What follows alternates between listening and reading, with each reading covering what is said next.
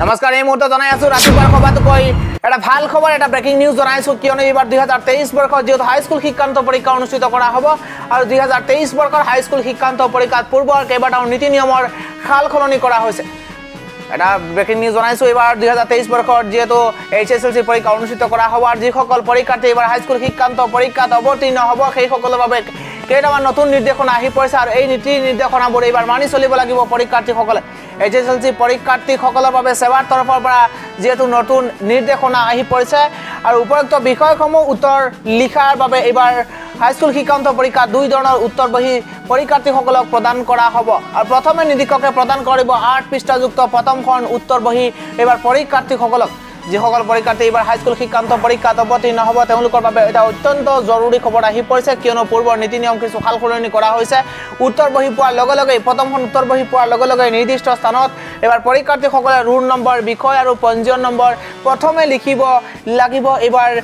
পৰীক্ষাৰ্থীসকলে প্ৰথম উত্তৰ বহিখনত কৰিব লাগিব এইবাৰ পৰীক্ষাৰ্থীসকলে 1 নম্বৰৰ পৰা 5 নম্বৰলৈকে প্ৰশ্নৰ উত্তৰ প্ৰথমখন উত্তৰ বহি লিখিব লাগিব 1 ৰ পৰা 5 নম্বৰলৈকে যি প্ৰশ্ন থাকিব সেই প্ৰশ্নৰ উত্তৰ কৰিব লাগিব প্ৰথমখন উত্তৰ বহিত কেৱল নিৰ্ধাৰিত স্থানতহে প্ৰশ্ন নম্বৰ অনুযায়ী শুদ্ধ উত্তৰ ছাত্ৰ-ছাত্ৰীসকলে কৰিবলৈ পাব আৰু তেওঁলোকে কৰিব লাগিব এবাৰ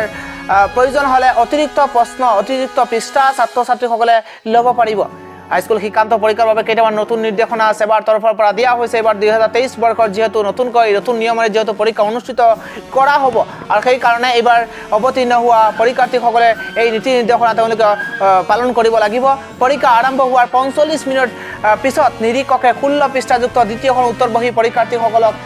প্ৰদান কৰিব দ্বিতীয়খন উত্তৰ বহি 6 নম্বৰ প্ৰশ্নৰ পৰা শেষৰ প্ৰশ্নলৈকে উত্তৰ লিখিব লাগিব এটা জৰুৰী খবৰ যিখন দ্বিতীয়খন উত্তৰ বহি পৰীক্ষা নিয়ন্ত্ৰকে প্ৰদান কৰিব আৰু দ্বিতীয়খন উত্তৰ বহি 6 নম্বৰৰ পৰা শেষৰ যিটো প্ৰশ্ন থাকিব সেই শেষ প্ৰশ্নলৈকে উত্তৰ কৰিব পাৰিব দ্বিতীয়খন উত্তৰ বহিত উত্তৰ লিখাৰ আগতে দুইখন বহি খুঁটাৰে গাঁঠি দিব লাগিব এবাৰ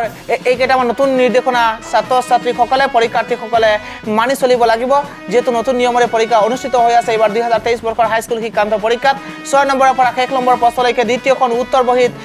পৰীক্ষাৰ্থীসকলে কৰিব লাগিব 45 মিনিট পিছত নিৰীক্ষকে দ্বিতীয়খন যেহেতু উত্তৰ বহি প্ৰদান কৰিব পৰীক্ষাৰ্থীসকলক আৰু সেই দ্বিতীয়খন উত্তৰ বহি থাকিব 16 পৃষ্ঠাযুক্ত আৰু 16 পৃষ্ঠাযুক্ত উত্তৰ বহিত শেষ প্ৰশ্নলৈকে তেওঁলোকে কৰিব পাৰিব প্ৰয়োজন হলে তেওঁলোকে অতিৰিক্ত পৃষ্ঠা ল'ব পাৰিব কেৱল নিৰ্ধাৰিত স্থানতহে প্ৰথমখন উত্তৰ বহিত শুদ্ধ উত্তৰ কৰিব পাৰিব ছাত্ৰ-ছাত্ৰীসকলে প্ৰথম উত্তৰ বহিত প্ৰশ্ন নম্বৰ 1 ৰ পৰা 5 নম্বৰলৈকে উত্তৰ কৰিব পাৰিব এবাৰ পৰীক্ষাৰ্থীসকলে আৰু উত্তৰ বহি পোৱাৰ লগে লগে নিৰ্দিষ্ট স্থানত তেওঁলোকে ৰোল নম্বৰ প্ৰথমখন উত্তৰ বহি ৰোল নম্বৰ বিষয় পঞ্জীয়ন নম্বৰ লিখাটো অত্যন্ত জৰুৰী আৰু এইসমূহ নীতি নিয়ম পালন কৰি এইবাৰ হাইস্কুল শিক্ষান্ত পৰীক্ষা দিব লাগিব এইবাৰ পৰীক্ষাৰ্থীসকলে